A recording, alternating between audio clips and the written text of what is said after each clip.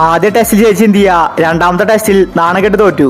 10 വിക്കറ്റിന് വിജയമാണ് ഓസ്ട്രേലിയ സ്വന്തമാക്കിയത്. ഇപ്പോഴിതാ ഇന്ത്യൻ ടീമിൽ മാറ്റങ്ങൾ കൊണ്ടുവന്നിരിക്കുകയാണ് ഗൗതം ഗംഭീർ. ഇന്ത്യൻ ടീമിലേക്ക് 2 പുതിയ താരങ്ങൾ എത്തിയിരിക്കുകയാണ്. അപ്പോൾ ഇന്ത്യ ഓസ്ട്രേലിയ മൂന്നാമത്തെ ടെസ്റ്റിനെ കുറിച്ചാണ് നമ്മൾ ഇന്നത്തെ വീഡിയോയിൽ നോക്കുന്നത്. ഇതുപോലത്തെ ക്രിക്കറ്റ് ന്യൂസിന് വേണ്ടി ഈ ചാനൽ മറക്കാതെ സബ്സ്ക്രൈബ് ചെയ്യൂ. ഗംഭീറിന് കൃത്യമായ പദ്ധതികളുണ്ട്. മൂന്നാമത്തെ ടെസ്റ്റിൽ ഇന്ത്യക്ക് എന്ത് വില കൊടുത്തും ജയിക്കേണ്ടതുണ്ട്. ഇനി ഒരു ടെസ്റ്റ് തോറ്റാൽ പോലും ഇന്ത്യ ചാമ്പ്യൻഷിപ്പിൽ നിന്ന് പുറത്താണ്. അതുകൊണ്ട് ഇന്ത്യ പ്ലാൻ ബി ആണ് തയ്യാറാക്കി കഴിഞ്ഞിരിക്കുന്നത്. ഇന്ത്യയുടെ സ്ക്വാഡിലേക്ക് പുതിയ താരങ്ങൾ എത്തിയിരിക്കുകയാണ്. അത് മറ്റാരുമല്ല, മുഹമ്മദ് ഷമിയാണ്. ഷമിയെ BCCI തിരിച്ചു വിളിച്ചു. ഗംഭീറിന്റെ പദ്ധതിയാണിത്.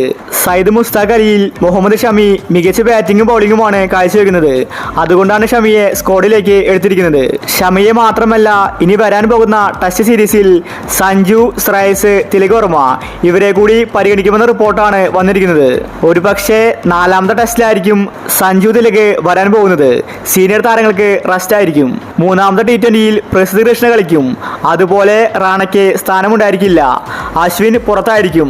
ജഡേജ ആ സ്ഥാനത്ത് കളിക്കും. വലിയ മാറ്റങ്ങളാണ് 3ാമത്തെ ടെസ്റ്റിൽ ഇന്ത്യൻ ടീമിൽ വരാൻ പോകുന്നത്. ഗംഭീർ തവണ 2 കൽപ്പിച്ചാണ്.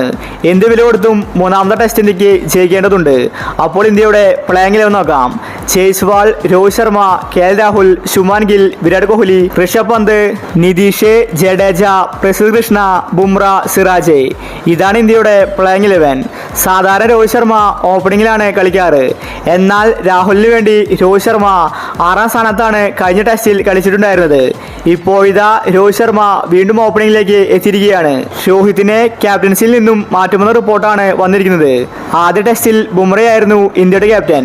അതുകൊണ്ട് ചിലപ്പോൾ 3ാമത്തെ ടെസ്റ്റിൽ ബുംറ തന്നെയായിരിക്കും ഇന്ത്യയുടെ ക്യാപ്റ്റനാകാൻ സാധ്യത. രോഹിത് ശർമ്മയെ ക്യാപ്റ്റൻസിയിൽ നിന്ന് ഒഴിവാക്കിയേക്കും. അപ്പോൾ ഇതുപോലത്തെ ക്രിക്കറ്റ് ന്യൂസിന് വേണ്ടി ഈ ചാനൽ മറക്കാതെ സബ്സ്ക്രൈബ് ചെയ്യും.